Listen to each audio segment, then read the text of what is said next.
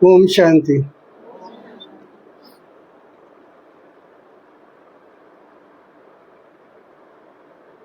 तो सबसे पहला क्वेश्चन तो आज की क्लास में यह है कि आप लोगों को जो कार्य दिया गया था, जो प्रोजेक्ट, उसमें जो पूरे साल भर का प्रोजेक्ट था, तो उसमें कितने लोग कर रहे हैं वो कार्य?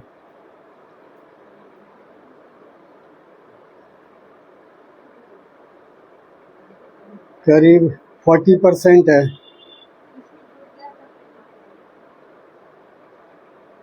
जो लोग नहीं कर रहे हैं उनको क्या प्रॉब्लम है, क्यों नहीं कर रहे हैं? प्रोजेक्ट समझ में नहीं आया या ऐसे ही आलस अलवेलापन के कारण नहीं हो रहा है?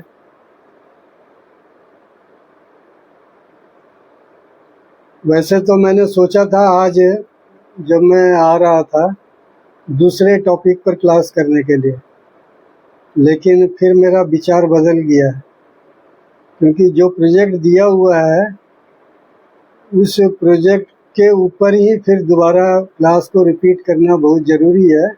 इसलिए मैं कोई नया टॉपिक आज नहीं ले रहा हूँ, उसी टॉपिक को ही और ज़्यादा उसमें और स्पष्टीकरण हो और आपका इंटरेस्ट बढ़े, उसका वैल्यू आप समझ में आए आपको। इसीलिए मैं आज फिर नया टॉपिक जो मेरा लेने का विचार था वो मैंने कैंसिल किया और मैं उसी टॉपिक को लेकर आज बात कर रहा हूँ। जैसे आज का प्रश्न जो था, आज की मुरली का, आज भगवान सुप्रीम टीचर बन के आया ना, तुम्हें ये खुशी होनी चाहिए। आज की मुरली से ही शुरू करते हैं। आज की मुरली में भगवान ने क्या कि सुप्रीम टीचर बनकर आया है, तो ये खुशी में रहो। अच्छा, और प्रश्न उत्तर में प्रश्न बाबा ने क्या पूछा कि इस पढ़ाई की खूबी क्या है, ये प्रश्न था ना।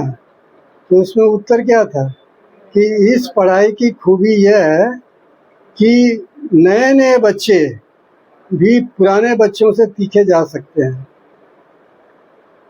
तो ये भगवान जो सुप्रीम टीचर बन के आया है उसकी पढ़ाई में कितना बड़ा ये न्याय किया हुआ है, क्योंकि संगम युग में किसी को 50 साल मिल रहे हैं, किसी को 40 साल, किसी को 30 साल, किसी को 20 साल, किसी को 10 साल, किसी को 2 साल मिल रहा है, किसी को 1 साल, किसी को 6 महीना। तो ये अलग अलग समय मिल रहा है। तो इसीलिए बाबा ने ये राज इस ड्रामा में रखा हुआ है कि नए नए बच्चे भी पुराने से भी तीखे जा सकते हैं। तो इसका मतलब भगवान जब कह रहे हैं तो जरूर इसमें सत्यता तो जरूर है। तो अभी नए बच्चे तीखे कैसे जा सकते हैं पुरानों से? इस रहस्य को भी तो समझना पड़ेगा ना, कैसे जा सकते हैं? हमने सुन लिया, लेकिन जाएंगे कैसे पुरानों से तीखे? इसके लिए आपको पहले भी बताया था, गणेश और कार्तिक की स्टोरी याद रखिए। भक्ति मार्ग में शिव के 2 पुत्र दिखाए हुए हैं, और गणेश और कार्तिक में वो गणेश की पूजा इतनी ज़्यादा होती है, कार्तिक की पूजा होती है लेकिन उसकी तुलना में काफ़ी कम। तो ये जो यादगार है, भक्ति मार्ग की सारी यादगार संगम युग के आधार पर है।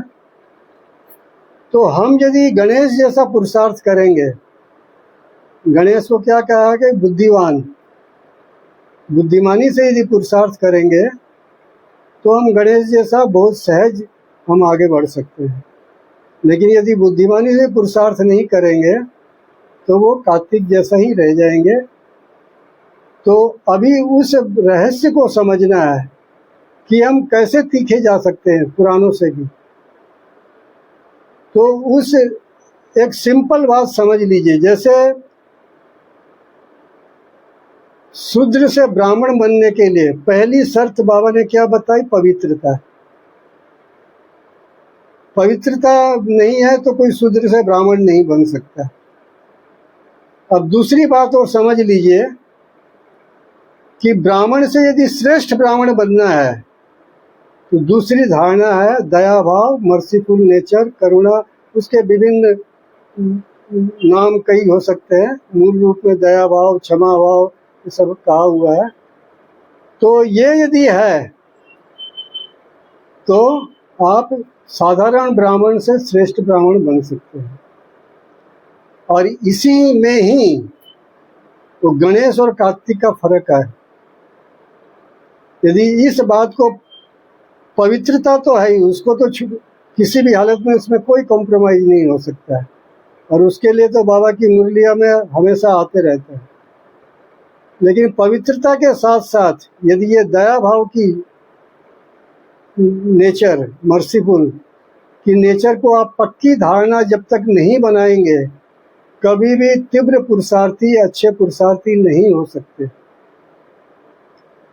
तो आज की क्लास में कई बातें आपको रिपीट लगेंगी जो पहले हमने किया था, लेकिन मैंने बताया ना कि मैं इसलिए दूसरी टॉपिक नहीं लिया आज, क्योंकि जो प्रोजेक्ट हमारा चल रहा है उस प्रोजेक्ट में ढीलापन वो तो आ जाता है, मालूम है कई लोगों का।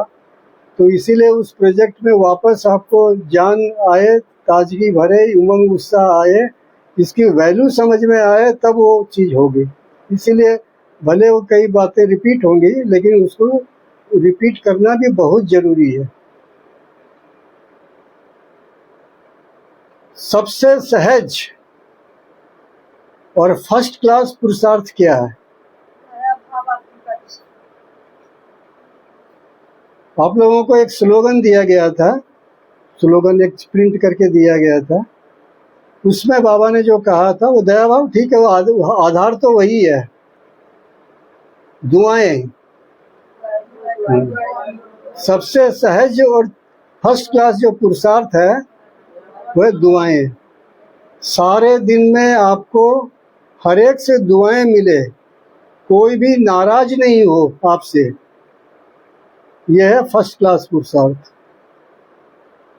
सारे दिन में कोई एक भी व्यक्ति आपसे नाराज नहीं हो, घर में, घर के बाहर, बाजार में, बस में, कहीं पर भी, किसी भी स्थान में कोई एक व्यक्ति भी आपसे नाराज नहीं हो, और आप किसी से नाराज नहीं हो, और सबसे दुआएं मिले, ये सबसे सहज है और सबसे फर्स्ट, बाबा ने फर्स्ट क्लास पुरुषार्थ कहा। तो गणेश बनने के लिए बस इतना ही करना है। पवित्रता तो है ही, पवित्रता के बाद ये, और ये सारा सब कुछ होगा वो दया भाव के नेचर के आधार पर ही होगा, नहीं तो नहीं हो सकता। जितना वो नेचर, वो मर्सीफुल नेचर कम है, उतना वो कम हो जाएगी। और बाबा ने उसी स्लोगन में और एक स्लोगन था, क्योंकि फर्स्ट प्राइज क्या है? फर्स्ट प्राइज संतुष्ट रहना और संतुष्ट करना, ये फर्स्ट प्राइज बाबा ने कहा। तो ये पूरे ईश्वरीय पढ़ाई का सार बाबा बता रहे हैं इन सब बातों के द्वारा। तो ये मालूम होना चाहिए ना हमको अच्छी तरह, इसकी वैल्यू समझना होगा। और विजय, संगम युगी पुरुषार्थ में विजय क्या, किसको बताया बाबा ने? कि आप न तो कभी आप डिस्टर्ब हो, न किसी को आप डिस्टर्ब करें, यही विजय है। उसी स्लोगन में बताया गया, न तो आप कभी डिस्टर्ब हो, न आपके कारण दूसरा कोई डिस्टर्ब हो, ये विजय है। तो इन सब चीज़ों का केंद्र बिंदु किंतु है वो दया भाव, मर्सीफुल नेचर। उसके बिना तो दुआएं मिल ही नहीं सकती। और एक जरूरी जो बात है, बहुत इम्पोर्टेंट समझने की, कि जब से कोई बीके बना है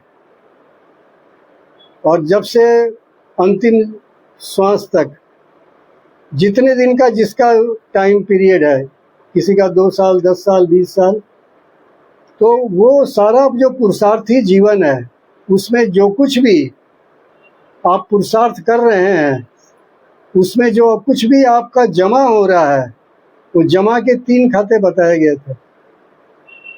उसको आज रिपीट कर देते हैं। इसको, उस जमा को, 3 खातों को याद रखना बहुत बहुत जरूरी है। तो कई लोगों को तो याद होगा, कई लोगों को भूल गया होगा, तो इसीलिए दोबारा आपको याद आ जाए। और एक आप बहुत ही इम्पोर्टेंट चीज़ आप देखिएगा इस तीनों खातों को सुनने के बाद, कि इन तीनों खातों को अच्छा करने का भी केंद्र बिंदु किंतु दया भाव है। अब समझ लीजिए कितनी इम्पोर्टेंस है इसको। इस तीन जो पुरुषार्थ के जीवन के जो जमा के तीन खाते जो बाबा ने बताए, जो कुछ भी आप पुरुषार्थ कर रहे हैं, जो झोली भर के जाएंगे, बाकी पूरे कल्प जो आपका भाग्य जमा होगा वो तीन खातों के द्वारा होगा। तो पहला है स्व पुरुषार्थ का खाता, जो आप पुरुषार्थ कर रहे हैं, तो पुरुषार्थ का खाता जमा होता है ज्ञान और योग के द्वारा। जो चार सब्जेक्ट है ना हमारे, ज्ञान योग धारणा सेवा, तो ज्ञान और योग, ज्ञान में आप मुरलियाँ पढ़ रहे हैं, ये मैगजीन पढ़ रहे हैं बाबा की, या कोई ईश्वरीय लिटरेचर पढ़ रहे हैं, तो साकार मुरली, अव्यक्त मुरली, ये सब ज्ञान की पढ़ाई है। उसका फिर ज्ञान का मनन चिंतन कर रहे हैं, ये आपका ज्ञान का पुरुषार्थ है। उसके बाद योग, योग के द्वारा जितनी बाबा को याद कर रहे हैं, योग कर रहे हैं, तो ज्ञान और योग के द्वारा आपका स्व पुरुषार्थ का खाता जमा होता है। तो ये स्व पुरुषार्थ का खाता जमा होने का जो बाधा है, जो बैरियर है, या इसकी जो कैंची है, वो है आलस्य और अलबेलापन। जो स्व पुरुषार्थ जो नहीं होता उसका में ये आलस्य और अलबेलापन के कारण उसमें कमी आती है। अब दूसरा जो है सेवा द्वारा पुण्य का खाता। तो सेवा द्वारा पुण्य का खाता, सेवा जो आप तन मन धन जरा जो सेवा कर रहे हैं, स्थूल सूक्ष्म जो भी सेवा कर रहे हैं, उसके द्वारा आपका पुण्य जमा हो रहा है। लेकिन इसमें बहुत बड़ी जो बाधा है वो मैं और मेरापन। तो आप ये देखेंगे, आप अच्छी तरह नोट करके देख लीजिए कि जिसमें दया भाव, मर्सीफुल नेचर की कमी है, उसके अंदर ही मैंपन और मेरापन ज़्यादा होता है। ईगो प्रॉब्लम उनकी ही ज़्यादा है, उनको बहुत मुश्किल से ईगो ख़त्म होता है, मैं और मेरापन जाता है। जिनका दया भाव, नम्रता, मर्सीफुल नेचर कम है, उनका मैंपन बहुत मुश्किल से जाता है।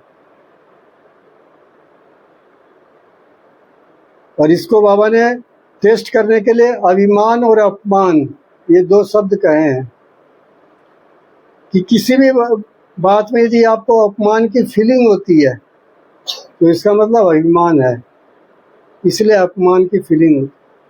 लेकिन देखेंगे जो दया भाव वाला जो व्यक्ति है ना, जो नम्र चित्त है, उसके अंदर वो मैंपन नहीं, बहुत नहीं होगा, बहुत जल्दी वो छोड़ सकता है, तो उसको अपमान की फीलिंग भी नहीं होगी। तो ये जो सेवा द्वारा जो पुण्य का खाता है, इसके लिए तो बाबा ने इतना तक कहा है कि दिन रात आप सेवा करो, सारा दिन एक के बाद एक प्रोग्राम आप करते रहो, बिजी रहो। खाना भी एक टाइम बनाओ और फिर समय उसमें ज़्यादा नहीं देके दिन रात सेवा में बिजी रहो। खूब आपका नाम मान शान भी हो जाए, सब लोगों के बाद बहुत अच्छे सेवादारी है, महारथी की लिस्ट में आ जाए, सेवा के महारथी। लेकिन यदि मैंपन है तो वो बाबा ने तो यहाँ तक कहा है कि वो केवल आपका 5-10% जमा होगा, बाकी पूरा लीकेज खत्म हो जाएगा। तो दिन रात आपने मेहनत किया, सेवा करी, लेकिन तो मैं और मेरापन के कारण सारा खत्म हो जाएगा। तो इसमें ये दया भाव वाली नेचर का कितना इम्पोर्टेंस है। और तीसरा बाबा ने जो खाता बताया, दुआओं का खाता, ये तो बिल्कुल फ्री का खाता है, कुछ करना नहीं है। आप अपना नेचर स्वभाव अच्छा रखिए, नम्रचित रखिए, दया भाव वाला रखिए, सबसे मिलनसार रहिए, आपको दुआएं मिलती रहेंगी। और जिसको बाबा ने कहा कि ये सबसे सहज और तीव्र गति का पुरुषार्थ है, फर्स्ट क्लास पुरुषार्थ। एक कहावत है ना कि आप आए बाहर आई, इसका उल्टा भी है, आप आए बाहर गई, है ना। किसी व्यक्ति के आने से वातावरण में हल्कापन, रौनक आ जाती है, और किसी व्यक्ति के आने से वातावरण में भारीपन आ जाता है। तो हमारा नेचर, हमारा स्वभाव इतना अच्छा, इतना नम्रचित, दया भाव वाला होना चाहिए कि वो जहाँ हम जाएं वो वहाँ वातावरण में रौनक आ जाए, बाहर आ जाए, प्रेम को। दया के लिए कहा गया कि दया धर्म का मूल है और पाप मूल अभिमान। प्रेम जगत का सार, शुद्ध प्रेम, प्रेम बिना कुछ नहीं है। और देखो, आप भगवान को ही ले ले, भगवान आया ना धरती पर, तो ज्ञान तो दिया, लेकिन ज्ञान के साथ यदि वो प्रेम नहीं देता, प्यार नहीं देता, तो इतना बाबा के प्रति आकर्षण होता है? नहीं होता। शुरू में जब यज्ञ की स्थापना हुई, सब तो बाबा के प्रेम में ही चटक कर सब गए। ज्ञान तो फिर धीरे धीरे बाद में समझ में आया। तो बाबा प्यार का सागर है, इसीलिए बाबा अच्छा लगता है। तो गीत ना, बाबा तुम कितने अच्छे हो, तो बाबा तुम कितने अच्छे हो, बाबा प्यार का सागर है, इसलिए अच्छा लगता है। यहाँ तक कि देवी देवताओं के मंदिर में जाकर भी देवी देवता के मूर्ति के आगे भगत लोग सारा अपना अवगुण दुखड़ा सब बयान कर देते हैं। जानते हैं कि वो दया भाव वाली मूर्तियाँ, कि ये मेरा सब कुछ हमको क्षमा कर देंगे, हम पर रहम करेंगे। इसलिए इस दया भाव की नेचर को इतना इम्पोर्टेंस है। तो ये तीसरा जो खाता है, दुआओं का खाता, बिना दया भाव के तो हो ही नहीं सकता। और दूसरा जो सेवा द्वारा पुण्य का खाता, उसमें दया भाव का एकदम पूरा इफेक्ट है। और वो स्व पुरुषार्थ का खाता जो ज्ञान योग के द्वारा है, वो भी यदि आपका दुआओं का खाता यदि आपको मिलता रहेगा ना, तो आपका वो स्व पुरुषार्थ का खाता भी सहज हो जाएगा, उसमें भी उसका प्रभाव है। इसीलिए ये प्रोजेक्ट आपको दिया गया कि संबंध और संपर्क में, देखिए आपकी दुनिया क्या है, जो आपके संबंध और संपर्क में आते हैं। देखिए मनसा सेवा, अमेरिका में कोई बैठी हुई आत्मा, उसको आप मनसा सेवा कर सकते हैं कि उससे वो आपको कभी डिस्टर्ब करने तो आता नहीं है, तो सरल सहज है। दूर बैठी हुई कोई भी आत्मा कहीं भी बैठी, आप उन्हें सारी दुनिया को, ग्लोब को मनसा सेवा करो, आप कर सकते हैं। लेकिन वो मनसा सेवा कभी पहुंचेगी नहीं, क्योंकि जो आसपास जो है ना, उनके साथ आपकी खटपट है, तो वो तो सारी एनर्जी वहीं पर ब्लॉक हो गई। वो जाएगी कहाँ से? वो दूर बैठे हुए व्यक्ति के पास जा ही नहीं सकती है। वो अपने आप को धोखा देना है कि मैं मनसा सेवा कर रहा हूँ।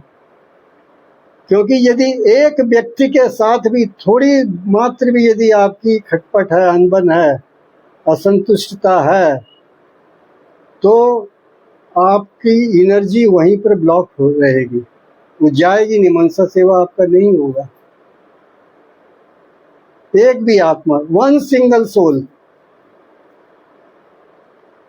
इसीलिए ये प्रोजेक्ट इसलिए बनाया गया कि आप चुन चुन कर लिस्ट बनाएं कि आपके संबंध संपर्क में जो आत्माएं हैं, जिनके कारण आपको कुछ भी ऊपर नीचे है, असंतुष्टता है, उनको अच्छी तरह उनके प्रति ये दया भाव की मिक्स, दया भाव के साथ बाबा की याद में उनको सकाश दें, उनकी मनसा सेवा करें।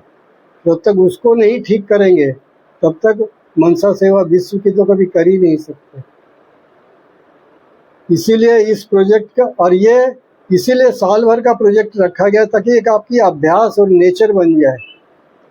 इतना सहज रूप में नहीं होगा,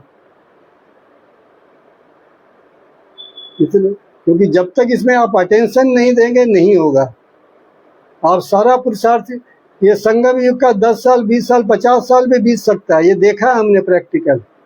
50-50 साल तक चलने वाले बीके भी इस बात में फेल है, और इस बात में फेल है मतलब वो कितना नुकसान कर रहे हैं अपना,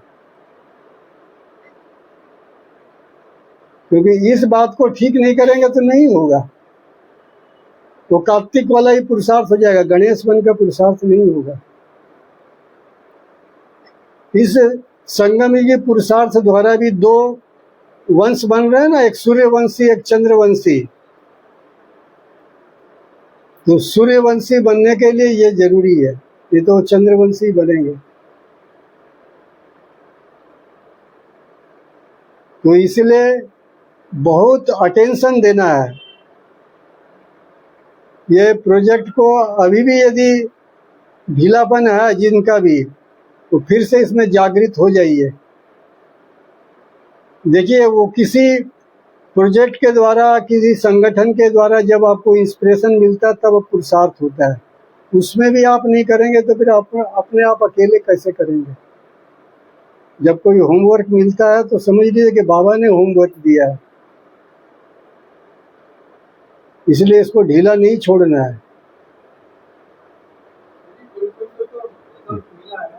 हाँ नहीं, हाँ वो रिजल्ट तो मिला, वो तो है ही है कि 40% लोगों ने हाथ उठाया ना, और 40% में 10-20% तो ऐसे भी होंगे जो बहुत अच्छा कर रहे हैं, तो उनके लिए तो, उनको तो मुबारक है, उनके लिए ताली भी बजा दो जो पुरुषार्थ कर रहे हैं।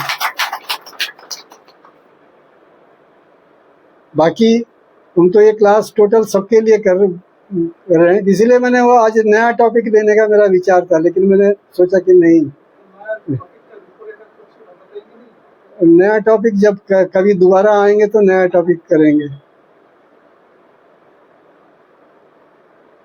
लेकिन ये टॉपिक जो है पूरा बेस है, ये जो आपका जो कुछ भी जमा हो रहा है 3 खातों के द्वारा, इसको यदि ठीक नहीं करेंगे तो नहीं होगा। इसमें सबसे बड़ी बाधा क्या जानते हो? ये जो संबंध और संपर्क वालों के साथ जो ठीक नहीं होता है कई बार, उसमें सबसे बड़ी जो बाधा है,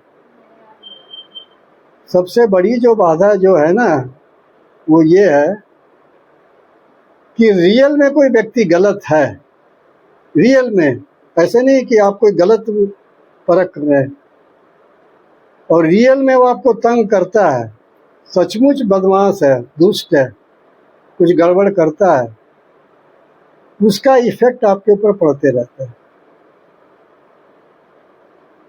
सबसे बड़ी प्रॉब्लम यही है, सबसे बड़ा पेपर भी वही है। क्योंकि देखिए, जो ठीक है वो तो ठीक है, उसके प्रति आपका क्यों होगा, लेकिन जो प्रॉब्लम जो सबसे बड़ी है ना, वो सच्ची बात है कि वो है, तंग कर रहा है आपको। और हर एक के जीवन में हर एक है, ऐसे लोग होते हैं। तो आप कुछ नहीं कर रहे हैं उसका गलत, वो फिर भी गलत करता है, ऐसे लोग मिल जाएंगे हैं। तो वही तो अब बता रहे हैं। तो उसके लिए बाबा ने तो सब उपाय बताए हैं ना भाई। जो समस्या है तो समस्या का समाधान भी है ना, बाबा ने सब बताए हुए हैं। अभी आप भगवान को देख लीजिए, गॉड को। भगवान इस धरती पर आया, साकार में आया, साकार में बाबा के साथ पास सब मिलने जाते थे। उसके बाद अव्यक्त बाप दादा से भी सब लोग स्टेज पे जाके मिलते थे। तो जो भी आत्मा जाती है बाबा के पास, बाबा को तो उसके पूरे 84 जन्मों का एक कहानी मालूम है। और अभी अभी वर्तमान में तो कितने पाप करके आया ये भी बाबा को मालूम है, कितने अवगुण भरे हुए, कितने पापी आत्मा, सब मालूम है। लेकिन बाबा उसको इग्नोर करता है। बाबा उसका वो नेगेटिव रूप देखता ही नहीं है, जानते हुए भी नहीं देखता है, उसका पॉजिटिव रूप देखता है।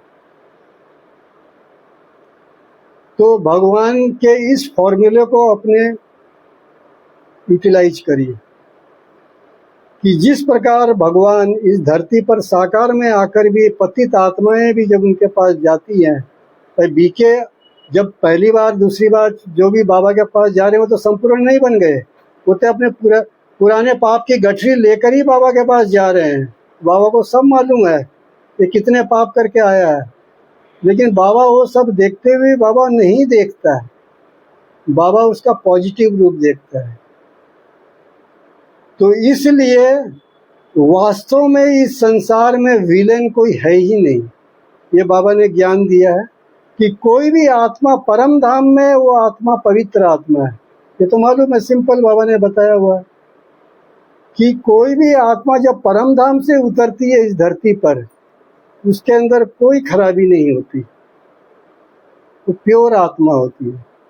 तो ओरिजिनल रूप में कोई भी आत्मा खराब है नहीं, और हर आत्मा की सतो रजो तमो स्टेज आनी है। और दूसरा एक रहस्य जो बाबा के ज्ञान से हमको पता चला कि परम धाम में भी जो आत्माएं हैं, वो आत्माएं भी वो डिग्री नंबर वार है। जैसे आकाश में जो तारे टिमटिमाते हुए हैं, वो तारे कोई बहुत उज्जवल है, कोई कम उज्जवल है, ऐसे है ना। तो बल्ब भी जो कोई 1000 वाट का होता है, कोई 500 वाट का, कोई 200 वाट का, 100 वाट का, 50 वाट का, तो ऐसे ऐसे वाटेज अलग अलग होता है। इसी प्रकार ये भी सत्य है कि इस ड्रामा में जो आत्माएं जो हैं, वो आत्माओं की जो डिग्री है वो नंबरवार है। तो इसीलिए ये सत्य है, और वो चेंज भी नहीं हो सकता। ये भी बाबा ने बताया हुआ कि इस ड्रामा में किसी का भी पार्ट जो नूंधा हुआ है वो चेंज नहीं हो सकता। तो ये 3-4 पॉइंट इसको एकदम बिल्कुल क्लियर रखिए कि एक तो हर आत्मा ओरिजिनल रूप में प्योर है, और हर आत्मा की डिग्री वो फिक्स है। ड्रामा में हर आत्मा का पार्ट फिक्स है, और हर आत्मा जब परम धाम से इस धरती पर आई तो वो अच्छी ही आती है। सतो रजो तमो में सबको पास करना है। तो जो कम डिग्री वाली आत्माएं हैं वो ज़्यादा खराब बन जाती है। जो अच्छी डिग्री वाली आत्माएं हैं वो लास्ट जन्म में भी उनकी डिग्री उतनी खराब नहीं होती। जैसे ब्रह्मा बाबा का एग्जाम्पल ले लीजिए। ब्रह्मा बाबा अपने लास्ट जन्म में भी बहुत ऊंची धारणा वाले थे। तो उसी प्रकार जो कम डिग्री की आत्माएं हैं वो सतो रजो तमो में आते आते वो तमो में ज़्यादा खराब हो जाती है। लेकिन उनका दोष है क्या? उनका कोई दोष नहीं है। इस बात को अच्छी तरह पकड़िए कि ड्रामा में किसी का दोष नहीं है, ड्रामा की स्टोरी के अनुसार। अब आध्यात्मिकता के गहराई में जाइए। वैसे तो दोष है दुनिया के नियम के अनुसार या ड्रामा के नियम के अनुसार। कोई गलत कर रहा है तो कानूनी भी सब इल्जाम जो लगते हैं वो सब है, लेकिन ओरिजिनल आध्यात्मिकता की गहराई में जाएंगे तो किसी का कोई दोष नहीं है। तो इसी बात को लेकर ही आपको पकड़ के आप उसको अपने आप की सेफ्टी वॉल क्रिएट कर सकते हैं। जो है ना, जो आप पूछ रहे थे कि जो रियल में कोई गड़बड़ है और वही सबसे बड़ा आपका पेपर भी है, तो उसका सेफ्टी वॉल यही है कि आप इन सब बातों को, 3-4 बातें जो अभी बताई आपको, कि ड्रामा में हर आत्मा ओरिजिनल रूप में पवित्र है, आत्माओं की डिग्री नंबरवार है। ड्रामा में जब वो आत्मा परम धाम से आई थी तो बिल्कुल प्योर थी, और वापस जब परम धाम में जाएगी तो भी प्योर हो जाएगी। ड्रामा में सतो रजो तमो में सबको पास करना है। तो कम डिग्री वाले आत्माएं वो ज़्यादा, उनका डाउनफॉल थोड़ा ज़्यादा हो जाता है, इसीलिए वो गड़बड़ है आज की डेट में। तो ये सब बातें तो अभी वास्तव में बोलेंगे तो आपको उन पर ज़्यादा रहम आना चाहिए, क्योंकि गरीब है वो। किसमें गरीब है? गुणों में गरीब है।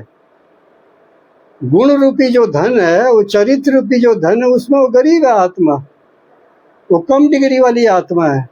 तब तो अभी आपकी जिम्मेवारी है ना कि आप यदि ऊंची डिग्री वाली आत्मा है और वो कम डिग्री वाली आत्मा है, तभी तो आपका कर्तव्य है कि आप उन पर दया भाव रखिए, क्षमा भाव रखिए। आप पक्का लेवल मत लगाइए, कभी सुधरेगा ही नहीं।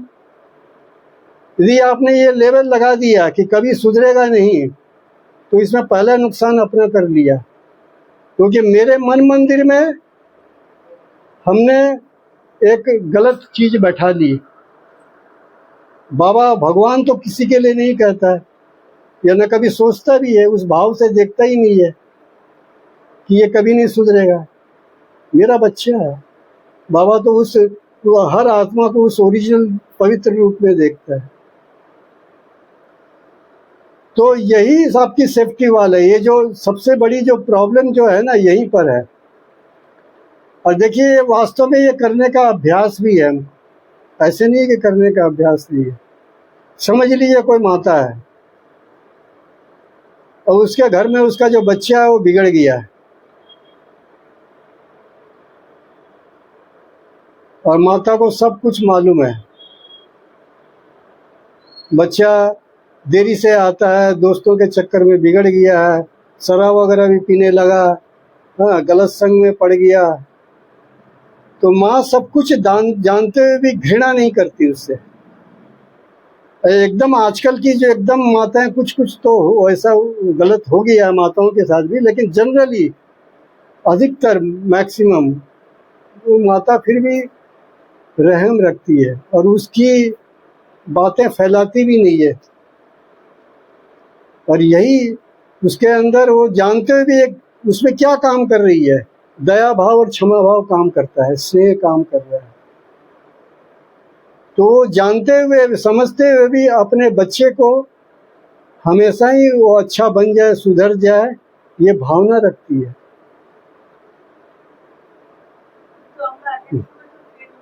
हाँ, कोई फेल को रह যায় ওর জন্যই তো অভ্যাস করতে হবে।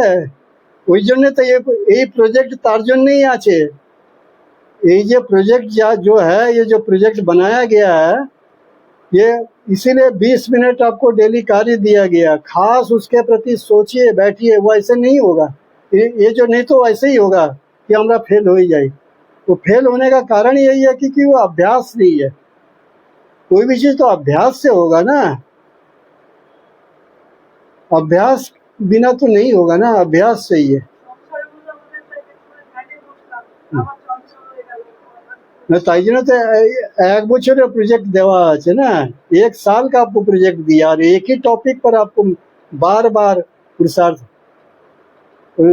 उसमें वो देखे है ना, गांव में कुआं में जो रस्सी आती जाती है, तो रस्सी से वो पत्थर भी घिस जाता है। कहाँ रस्सी कहाँ पत्थर, लेकिन वो आते जाते वो पत्थर को भी घिस देता है। तो इसीलिए करत करत अभ्यास के जड़मती होत सुजान, अभ्यास के द्वारा, इसीलिए 1 साल का प्रोजेक्ट दिया गया। तो अभ्यास चाहिए, इतना सहज नहीं होगा बस आपने आज की क्लास सुन ली और उसके बाद हो गया, नहीं होगा। ये सबसे बड़ा बाधा है कि जो रियल जो है गलत है, वो रियल गलत को आप कैसे हैंडल करें। क्योंकि जो गलत नहीं है वो तो उसके लिए ठीक है, आपको तो गलत नहीं, उसके लिए तो आपके कोई नफरत हो नहीं सकती, क्योंकि आप ज्ञानी आत्मा है।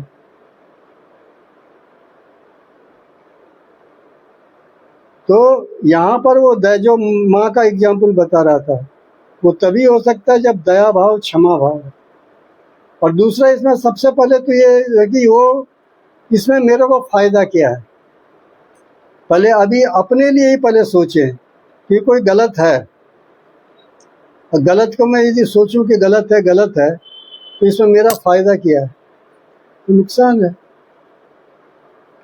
मैं तो अपना नुकसान कर रहा हूँ ना, इसमें कोई फायदा तो कुछ है नहीं। इसलिए बाबा ने कहा कि वृत्ति द्वारा ही वायुमंडल बनता है। इस वृत्ति शब्द को अच्छी तरह समझ गए, एटीट्यूड, वृत्ति, किसी के प्रति वृत्ति बैठ गई ना कि ये व्यक्ति खराब है और आपने लेबल लगा दिया, तो वृत्ति के द्वारा क्या होता है, वायुमंडल बनेगा, और वृत्ति के द्वारा वाइब्रेशन गलत जाएगा। तो वाइब्रेशन गलत जाएगा तो आपकी मनसा सेवा हो ही नहीं सकती। इसीलिए ये प्रोजेक्ट के द्वारा ये अभ्यास करने की बात है। और इसमें ढीला होने से नहीं चलेगा। ये यदि ठीक नहीं किया तो संगम युग बीत जाएगा, वो ढीला ढाला में ही नहीं होगा, तो गणेश जैसा पुरुषार्थ नहीं होगा, कार्तिक जैसा ही पुरुषार्थ रह जाएगा। क्योंकि ये 3 खाते ठीक नहीं होंगे। 3 खाते जो बताए, जो जमा के, तो 3 खाते नहीं ठीक होंगे, दुआएं नहीं मिलेंगी।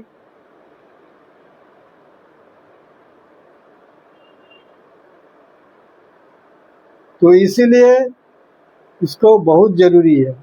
अभी और आपको इसकी वैल्यू समझने के लिए आपको बताऊं, ब्रह्मा बाबा जो लास्ट शरीर छोड़ने के पहले जो 3 महा शब्द जो उन्होंने महावाक्य उच्चारे थे, बहुत फेमस है ना, निराकारी, निर्विकारी, निरहंकारी। अब इसमें इस रहस्य को समझिए। निराकारी तो बाबा ने वही आत्मा समझना है, आत्म स्वरूप में टिकना है, दूसरे को आत्मा देखना है, परम धाम में बाबा को निराकार रूप में याद करना है, तो निराकारी तो हो गया। अब निर्विकारी, निर्विकारी मतलब 5 विकारों से दूर रहना। अब 5 विकारों में अहंकार भी 5 विकारों में एक है, काम क्रोध लोभ मोह अहंकार। फिर लास्ट में अलग से निरअहंकारी क्यों कहा? वो तो उसमें ही आ गया ना, निर्विकारी में ही। निर्विकारी में ही तो अहंकारी निरअहंकारी आ गया। विकारी मतलब विकार मतलब 5 विकार। 5 विकार में काम क्रोध लोभ मोह अहंकार भी उसी में ही है, तो अलग से निरअहंकारी क्यों कहा? अब कुछ राज, कुछ रहस्य होगा ना। वो निरअहंकारी इसलिए कहा, निरअहंकारी बनेंगे तभी गणेश बन सकते हैं, नहीं तो नहीं बनेंगे, कार्तिक रहेगा। वो निरअहंकारीपन वो दया भाव के साथ ही कनेक्टेड है, क्षमा भाव। क्यों निरअहंकारी अलग से बाबा ने कहा? नम्रता, दया भाव, क्षमा भाव नहीं होगा तो निरअहंकारी भी नहीं हो सकते। तो अलग से बाबा ने उसको एक शब्द जोड़ दिया, जबकि वो निर्विकारी में ही वो अहंकारी वाला चीज आ जाता है, लेकिन अलग से एक्स्ट्रा क्यों अलग से कहा?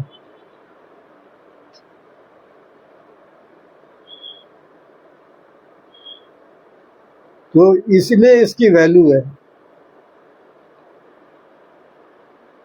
अभी प्रकाशमणि दादी का आपको बताते हैं।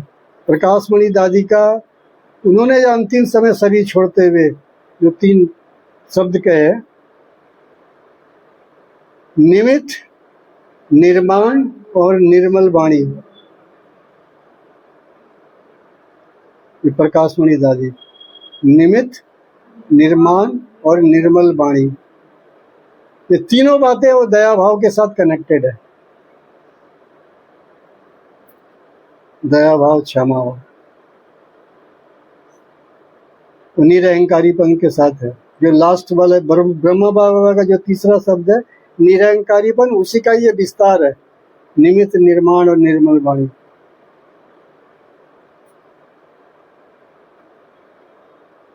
दादी में ये बहुत बड़ी विशेषता थी, तभी दादी ने वो चलाया इस संस्था को इतने वर्षों तक, इतने अच्छे। कि बाबा ने अंतिम समय बाबा ने कहा था कि इस प्रकाशमणि दादी के लिए कि उनके अंदर ये विशेषता बहुत ज्यादा थी, तब वो पालना कर पाई।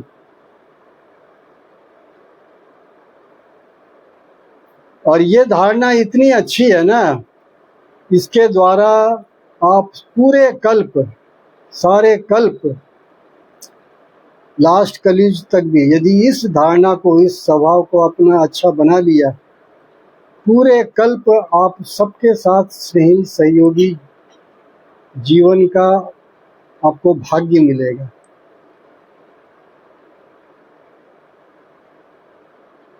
हर एक, देखिए, वो जीवन जिसमें सब लोग आपको प्यार करें, किसी 1-2 के साथ पेपर होता है, अलग छोड़ दीजिए हिसाब किताब, लेकिन मैक्सिमम अधिकतर लोग आपको प्यार करें, आपको अच्छा कहें, तो वो एक बहुत बड़ी उपलब्धि है ना, बहुत बड़ी उपलब्धि है ना कि सब आपको अच्छा माने।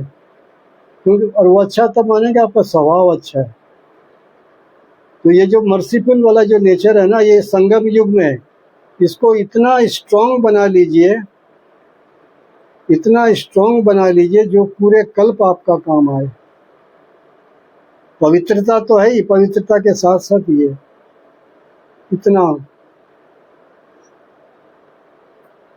नहीं तो हजारों प्रकार की सेवा आप करते रहिए, ये चीज ठीक नहीं हुआ तो सब में वो लीकेज होते रहेगा। वो कार्तिक बन के मेहनत करते रहेंगे, पूरे संसार का चक्र लगा रहा है। और गणेश जी ने अपने माँ बाप का ही चक्कर लगा लिया। तो बुद्धिमानी से पुरुषार्थ करना। जैसे एग्जाम में भी होता है ना, एग्जाम में कुछ एग्जाम की टिप्स दी जाती है अच्छे मार्क्स लाने के लिए। तो ये एग्जाम में अच्छे मार्क्स लाने की टिप्स है, ये पूरी क्लास उसकी है। जो आज का जो क्वेश्चन है बाबा की है, नए नए बच्चे भी पुरानों से भी तीखे जा सकते हैं, तो इसके आधार पर ही जा सकते हैं, पवित्रता और ये दूसरा ये। वास्तव में पूरी धारणा ये दो बातों के आधार पर ही ठीक हो सकती है। जो भक्ति मार्ग में भी जो आदि में जो असुर दिखाए हैं ना, एकदम आदि में जब सृष्टि शुरू हुई भक्ति मार्ग के हिसाब से, ये दो असुर बताए हैं, एक मधु और एक कैटभ। तो मधु है काम विकार और कैटभ है क्रोध अहंकार, अट्रैक्शन एंड रिपल्सन, आकर्षण और विकर्षण। तो पवित्रता इन दोनों असुरों को मारने के लिए, एक पवित्रता और दूसरा एक प्रेम भाव दया भाव, ये ठीक कर लीजिए, आपका बेड़ा पार हो जाएगा। जिस्ट ये है सारे पुरुष धारणाओं का।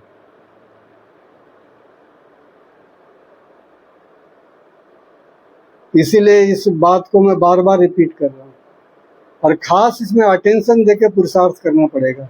आपको लिस्ट बनानी पड़ेगी कि मेरे पुरुषार्थी जीवन में, मेरे जीवन में कौन कौन सी आत्माएं मुझसे असंतुष्ट रहती है, इनसे मेरा पेपर आता है, उसका नंबरवार लिस्ट बनाइए। जो जितना जिससे ज़्यादा वो 1 नंबर 2 नंबर 3 नंबर नंबरवार बनाइए। एक बीकेज का लिस्ट बनाइए, एक नॉन बीकेज का लिस्ट बनाइए, और लिस्ट बना के पुरुषार्थ करिए। एक भी आत्मा असंतुष्ट नहीं होनी चाहिए, यहाँ तक पहुँचना है। Not a single soul. और मैंने पुरुषार्थ किया खास अटेंशन देके। मैंने जैसे पहले भी आपको कहा था कि मेरे आज के डेट में एक भी आत्मा ऐसे नहीं है जो मुझसे असंतुष्ट है, एक भी नहीं है। लेकिन ये अटेंशन रखने पर हुआ है। लेकिन उसमें और भी, मैं जैसे पहले भी कहा था कि आज की डेट में कोई असंतुष्ट नहीं है।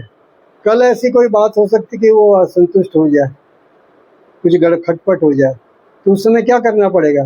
खास उस आत्मा के लिए बैठ के पुरुषार्थ करके, उसको योग तपस्या द्वारा उसको वाइब्रेशन देके उस बात को ठीक करना पड़ेगा।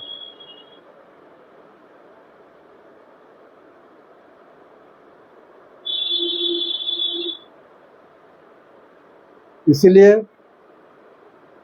इस प्रोजेक्ट जो आपको होमवर्क दिया था 100 घंटे का था ना, तो जिन्होंने अभी तक नहीं किया है वो थोड़ा 20 मिनट के बदला 30 मिनट 40 मिनट बढ़ा दीजिए, तब वो आपका 1 साल में 100 घंटा पूरा होगा। और खास उसके लिए पुरुषार्थ करिए। लेकिन संसार में, लौकिक दुनिया में भी, ये आपको एक किताब दी गई थी ना, उस किताब को पढ़िएगा पूरा। किताब ले जाके, एक तो मोटी किताब दी थी जिसमें अव्यक्त बाप दादा के महावाक्य थे उसी दया भाव के ऊपर, और ये किताब दी थी इसका सेकंड पार्ट जो मैंने आर्टिकल लिखे हैं, तो इसमें सारा एक्सप्लेन किया हुआ है। इसमें लास्ट पेज में मैंने कुछ जो कोटेशन है, जो दुनिया के संसार में जो बड़े बड़े विद्वान लोगों ने जो बताए हैं, उसमें वो लास्ट पेज में कुछ कोटेशन दिया, मैं अभी पढ़ के बता रहा हूँ कि कितने उसकी वैल्यू क्या है। देखिए ये पहला इसमें है, नम्रता सारे सद्गुणों का दृढ़ स्तंभ है। नम्रता, नम्रता वही दया भाव मर्सीफुल नेचर के आधार पर ही आता है। सारे सद्गुणों का दृढ़ स्तंभ है, जो आपका पिलर है वो पिलर है नम्रता या दया भाव, तभी सद्गुण आएंगे, नहीं तो नहीं आएंगे। दूसरा ये हो गया, दूसरा कोटेशन है, जिसमें दया नहीं उसमें कोई सद्गुण नहीं। सीधा है, बस इतना ही। जिसमें दया नहीं उसमें कोई सद्गुण नहीं। जितना भी बड़ा बड़ा ब्याज लगा लीजिए बीके का, हाँ, बड़ी बड़ी सेवा कर लीजिए, हाँ, इवन पवित्र भी बन जाइए। साधु सन्यासी तो पवित्र ही है ना, लेकिन यदि क्रोध है तो दुर्वासा ऋषि है। तो जिसमें दया नहीं उसमें कोई सद्गुण नहीं। बस एक लाइन में बात कर, इतना इंपॉर्टेंस दिया है। देखिए ये दुनिया में लोग, ये बीकेच का कोटेशन नहीं है, दुनिया वालों का कोटेशन है। तो तीसरा सुनिए, क्षमा सज्जनों का आभूषण है। क्षमा सज्जनों का आभूषण है, ऑर्नामेंट्स है। क्षमा के विषय में तो बहुत कहा है। क्षमा यश है, क्षमा धर्म है, क्षमा में ही चराचर जगत स्थित है। और वास्तव में देखिए भगवान भी आके क्षमा कर रहे हैं। क्षमा का सागर नहीं होगा तो कभी भी बाबा से हमारा प्रेम नहीं हो सकता था। बाबा ज्ञान का सागर है, क्षमा का सागर है, इसीलिए वो बाबा से प्रेम हुआ है हमारा।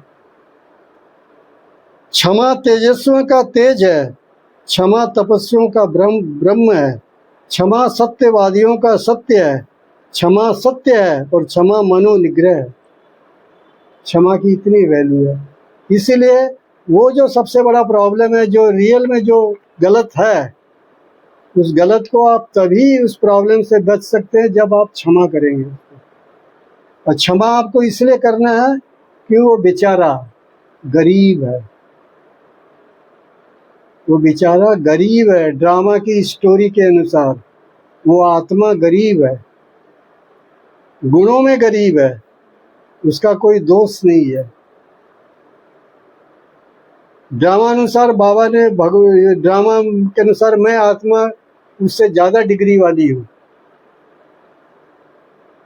तो इसलिए मेरे को उसको हेल्प करना है, उसको श्राप नहीं देना है। कभी वो सुधरेगा नहीं तो ये श्राप देना है उसको। सोचना भी गलत है। ठीक है, तो ये प्रोजेक्ट को पूरा अच्छी तरह दृढ़ता से करिए, इसको ढीला नहीं छोड़ना है। किसी का कोई प्रश्न है इस विषय में?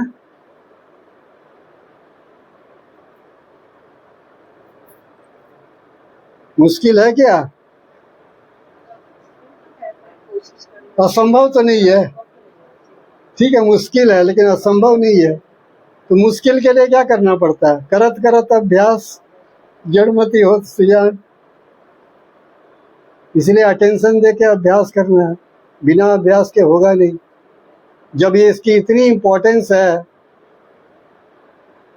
अभी आज यही क्लास में लास्ट यही लेके जाइए कि मुझे कार्तिक जैसा पुरुषार्थ नहीं करना है, गणेश जैसा पुरुषार्थ करना है, तो इसलिए मेरे को तो ये करना पड़ेगा। चंद्रवंशी नहीं बनना है, मेरे को सूर्यवंशी बनना है, तो मेरे को ये करना पड़ेगा। मेरे को तीखा, नए नए बच्चे भी तीखे पुरुषार्थी बन के आगे जा सकते हैं पुरानों से भी, तो मेरे को ये करना पड़ेगा।